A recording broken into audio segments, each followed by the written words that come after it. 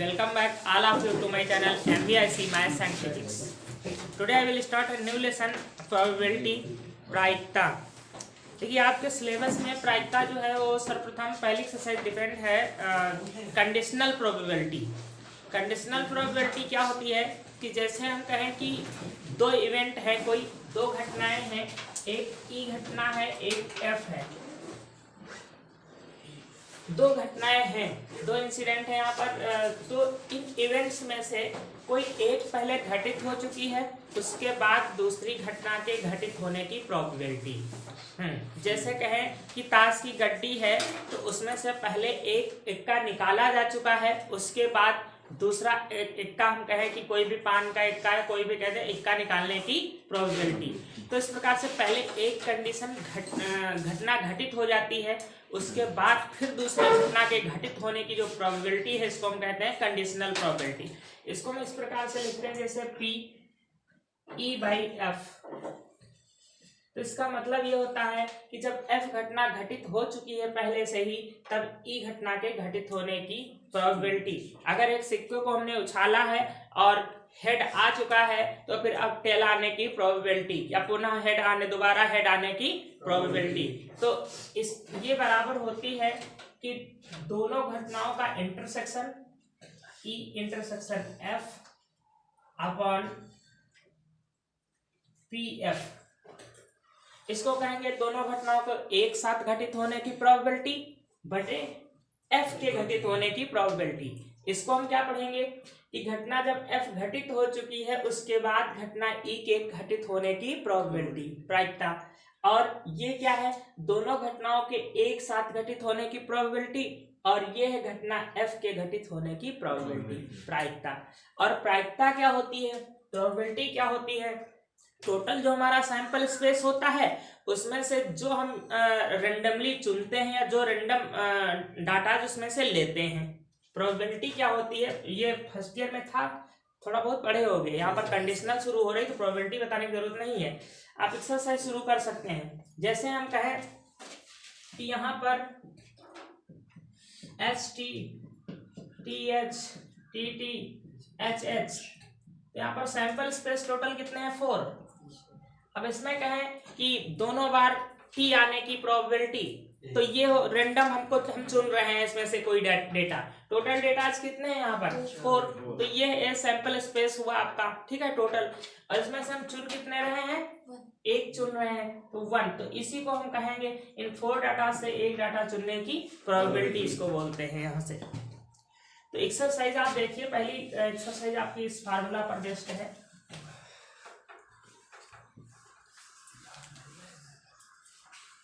Question number 1 है ई और F इस प्रकार की घटनाएं हैं कि P E equal to 0.6, P F equal to 0.3, P E equal to 0.6, P F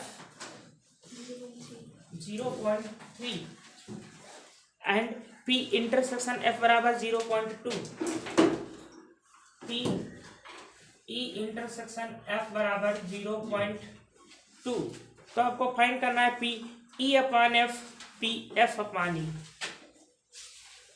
घटना ई के घटित होने की प्रोबेबिलिटी जबकि एफ ऑलरेडी हो चुकी है, एफ ऑलरेडी घटना घटित हो चुकी है, इसकी प्रोबेबिलिटी। तो ये फार्मूला लगा देंगे,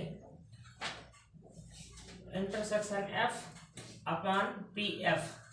जो घटना पहले घटित हो चुकी है वो नीचे यहाँ पर आएगी, जो घटना पहले घटित हो चुकी है, यहाँ पर जो नीचे लिखी ये घटना पहले घटित हो चुकी है, ठीक। तो ये इजी है, इसमें कुछ भी नहीं ज्यादा ये।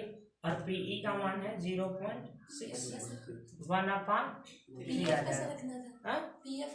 अच्छा, यहाँ एफ का मान हमें रखना है 0.3, ये 10 मिनट आएंगे, आ जाएगा 2/3।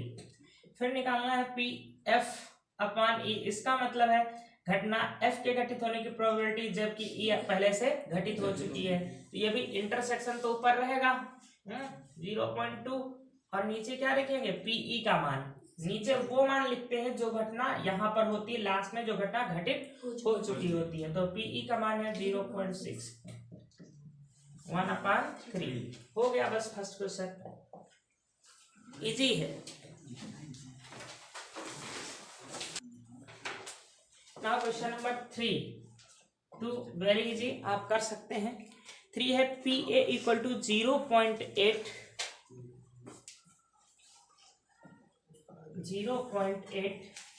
P B, probability of event B 0.5 ये है, and P B upon A, probability of event B when A already happen, आगे हो चुकी है पहले से ही, इसका मान दिया 0.4 दिया है। तो आपको निकालना है पी ए इंटरसेक्शन बी, तो आप इसी का फार्मूला लगा दीजिए। बी बाई ए बराबर क्या होगा, probability of A intersection B upon probability of A. यहाँ से इसका मान है 0.4 A intersection B upon P A है 0.8, मल्टीप्लाई हो जाएगा 0.32, ये आ गया ए इंटरसेक्शन बी। ठीक है, ये मिल गया आपको। अब निकालना है पी ए बाई बी, ए घटना के घटित होने की प्रोबेबिलिटी जबकि बी पहले से ही घटित हो चुकी है। इसको क्या पढ़ेंगे आप, ए घटना के घटित होने की प्रोबेबिलिटी जबकि बी घटना पहले ही घटित हो चुकी है। तो ये हो जाएगा दोनों घटनाओं को एक साथ घटित होने की प्रोबेबिलिटी, ये जो इंटरसेक्शन ये क्या है, दोनों घटनाओं को एक साथ घटित होने की प्रोबेबिलिटी बटे घटना बी के घटित होने की प्रोबेबिलिटी। तो ये आ चुका है 0.32 और पी भी दिया हुआ है 0.5, ये आ जाएगा 32/50, मीन्स कितना हो जाएगा 16/25। इसका कोई मात्रक नहीं होता, ऐसे ही प्रोबेबिलिटी एक रेशियो होता है। हाँ, अब निकालना है पी ए यूनियन बी,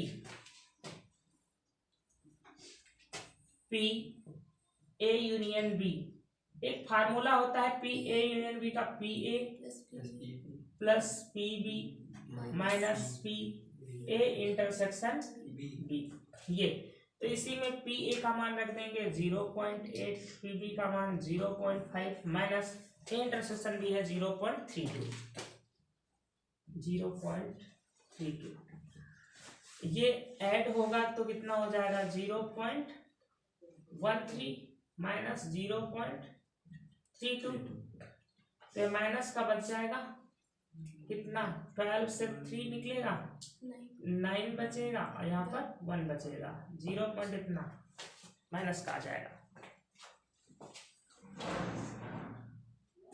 1.3 नहीं होगा, 1.3 यहाँ 0.13 यहाँ पे हाँ ऐड किया है, गड़बड़ हो गया थोड़ा सा, ये 1.3 होगा, सही कहा है 1.30, इसमें से सब्ट्रैक्ट करेंगे 0.32, ये 10 में ये 2 गया 8, यहाँ पर 12 हो गया, 12 में से गया 9 और पॉइंट यहाँ बचेगा 0.98 बचेगा, ये एडिशन गलत हुआ। Question number 4,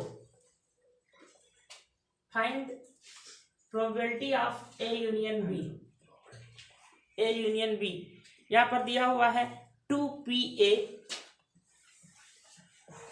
2 probability of A equal to probability of B equal to 5/13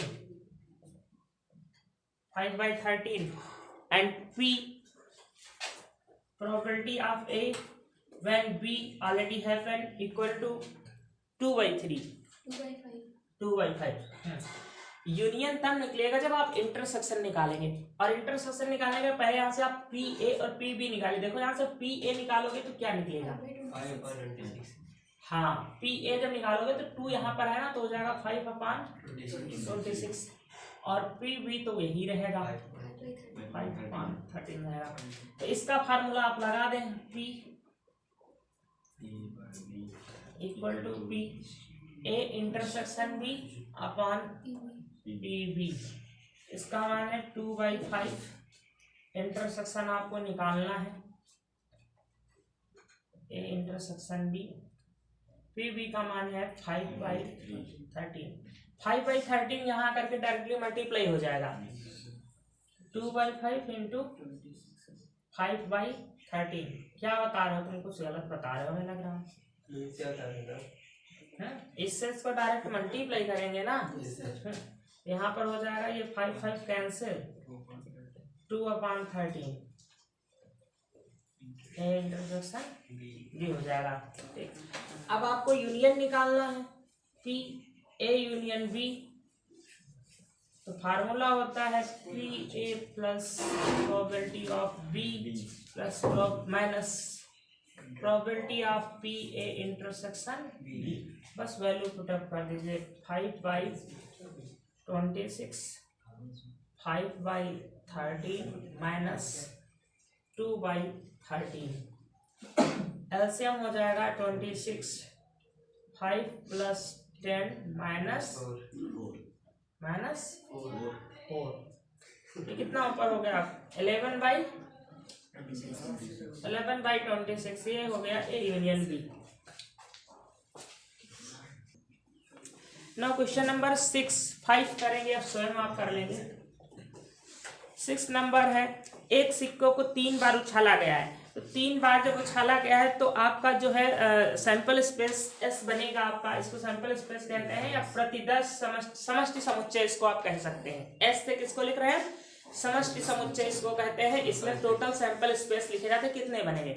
तो जब एक सिक्के को 3 बार उछाला जाएगा तो क्या क्या सैंपल स्पेस बन सकते हैं। देखो, तीनों बार हेड हेड हेड आ सकता है, 2 बार हेड हेड, 1 बार टेल आ सकता है, 1 बार हेड टेल और टेल आ सकता है, फिर तीनों बार टेल टेल आ सकता है। फिर उसके बाद में टेल हेड हेड हो सकता है, टेल टेल और हेड हो सकता है। अब कौन सा बचा, हेड टेल हेड हो सकता है, टेल हेड टेल हो सकता है। सभी बन चुके हैं। 1 2 3 4 5 6 7 8।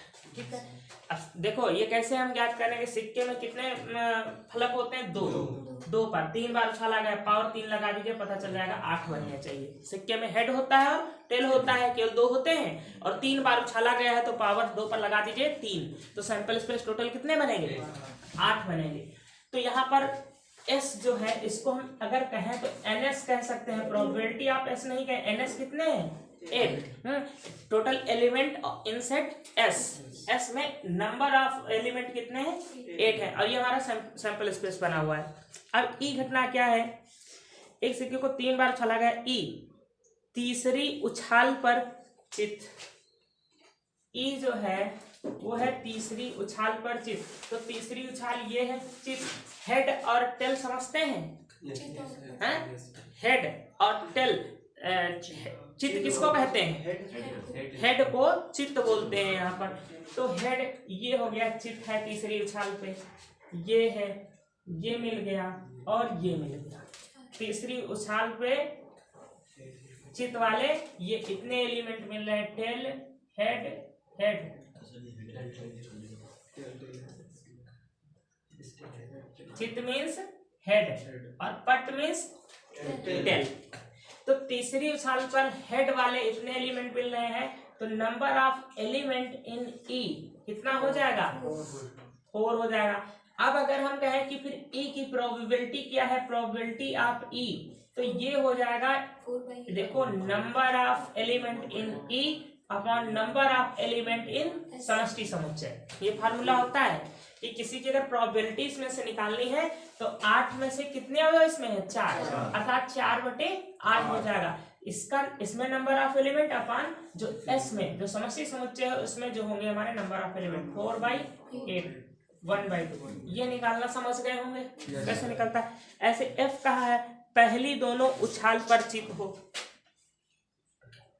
तो हम पहले क्या निकालेंगे, एफ के सेट निकालेंगे। पहले तुम सेट बनाएंगे, पहले 2 उछाल पर हेड हो, एक ये हो गया, और कहीं है, कहीं नहीं है। पहली 2 उछाल पर चित हो,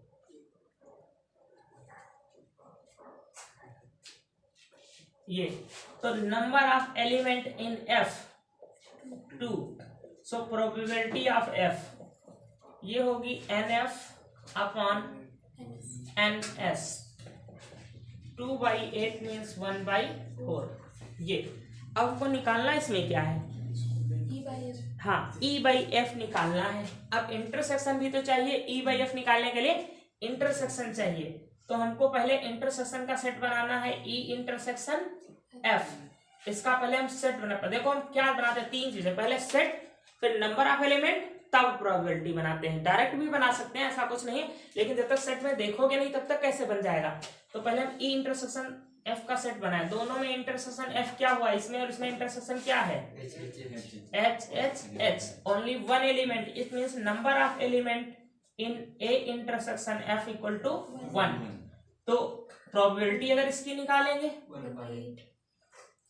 हाँ नीचे सदैव समष्टि समुच्चय रहेगा अर्थात 1/8 हो जाएगा जब हम प्रोबेबिलिटी निकालेंगे। अब हमको निकालना है P E by F, probability of E intersection F upon probability of F equal to, intersection F आया है 1/8 और पी एफ आया है हमारा, ये है पी एफ 1/4, ये हो जाएगा 1/2। नोट कर लीजिए।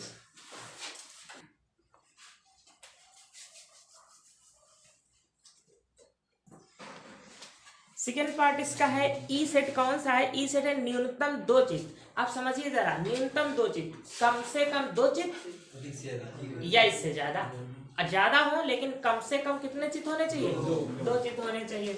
तो ई जो सेट बनेगा उसमें कम से कम दो चित, न्यूनतम दो चित, तो न्यूनतम दो चित इसमें है, या दो से ज्यादा हो, दो से ज्यादा हो या दो, न्यूनतम कम से कम, इसको अपने सेंस में लीजिए कि कम से कम दो चित अवश्य होने चाहिए, ज्यादा हो जाए तो कोई बात ही नहीं है।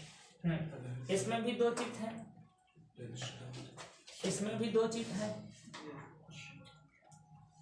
इसमें भी दो चित है, न्यूनतम दो चित, इसको हम ऐसे समझते हैं कि कम से कम दो चित या इससे ज्यादा। तो इससे ज्यादा वाला भी देखो ले लिया और न्यूनतम दो चित वाला ले लिया। तो नंबर ऑफ एलिमेंट ये बनेंगे कितना, 1 2 3 4, और प्रोबेबिलिटी ऑफ ई ये हो जाएगी 4/8 इक्वल टू 1/2 हो गया। अब एफ सेट आपका जो है वो कहा है अधिकतम एक चित, अधिक से अधिक एक चित, अधिक से अधिक एक चित या इससे कम, इससे ज्यादा नहीं, अधिक से अधिक एक चित। तो ये केवल यही लिया जाएगा, ज्यादा से ज्यादा एक चित हो बस, ये हो गया, और एक ये हो गया TTH, अधिक से अधिक एक चित, एक ये हो गया HTH। आपको अपने आप बनाना है सेंस, जैसे कहा कि अधिकतम एक चित, तो अधिक से अधिक एक चित या इससे कम, अधिक THT ये लेना है, अधिक से अधिक एक चित। तो इसमें नंबर ऑफ एलिमेंट बनेंगे 3, प्रोबेबिलिटी ऑफ एफ बनेगी 3/8। अब इंटरसेक्शन निकाल लीजिए, ई इंटरसेक्शन एफ, ई इंटरसेक्शन एफ में केवल एक एलिमेंट आएगा ना, ये THT आ जाएगा, और कोई आएगा, और कोई नहीं आएगा, THT। तो number of element in E intersection B equal to 1। उसमें तो है नहीं, इसमें अधिक से अधिक दो चित कहा था ना, देखें गड़बड़ हो गया कुछ क्या, ई न्यूनतम दो चित, कम से कम दो चित, हाँ तो ये हो गया था। इसमें कहा था अधिकतम एक चित, अधिक से अधिक एक चित होना चाहिए, तो कुछ कॉमन नहीं हो रहा ना, इंटरसेक्शन इसका हो गया 0, नंबर ऑफ एलिमेंट इसमें क्या हो गया 0, या इसको कहेंगे फाई, रिक्त समुच्चय, ये रिक्त समुच्चय हो गया, तो इसमें एलिमेंट क्या हो जाएंगे 0, ये रिक्त समुच्चय हो गया, तो इसमें एलिमेंट के सामने क्या लिखोगे 0। तो probability of E intersection F equal to हो जाएगी 0/8 बराबर 0। ये तो अब इसमें जो निकालना है आंसर फिर 0 आ जाएगा।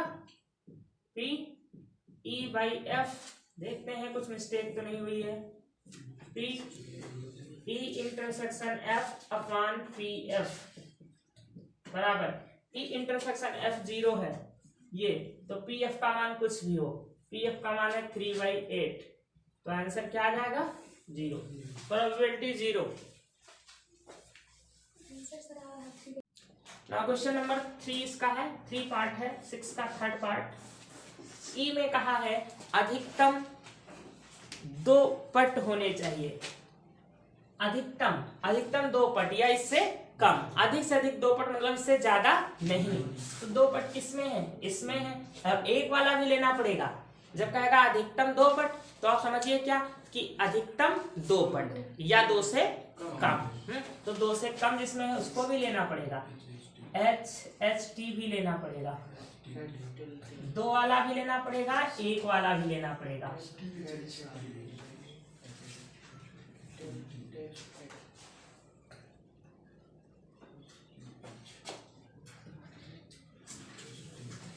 अधिकतम 2 पट, इसमें 2 वाला भी लेना पड़ेगा, 1 वाला भी लेना पड़ेगा। तो देखो हमने 2 वाले और 1 वाले ले लिए हैं सही, 1 2 3 4 5 6। तो इसकी डायरेक्ट प्रोबेबिलिटी निकाल दें, है ना। डायरेक्ट प्रोबेबिलिटी कितनी आ गई, 6/8, 3/4। ये एफ में कहा है न्यूनतम 2 पट, कम से कम 2 पट या इससे ज्यादा। तो न्यूनतम 2 पट या इससे ज्यादा। ये हो गया STT हो गया, TTT भी इसमें आएगा, न्यूनतम 2 पट या इससे ज्यादा। THT हो गए। इसमें कितने 4 एलिमेंट है, तो इसकी प्रोबेबिलिटी डायरेक्ट निकाल लीजिए, 4/8 बराबर 1/2।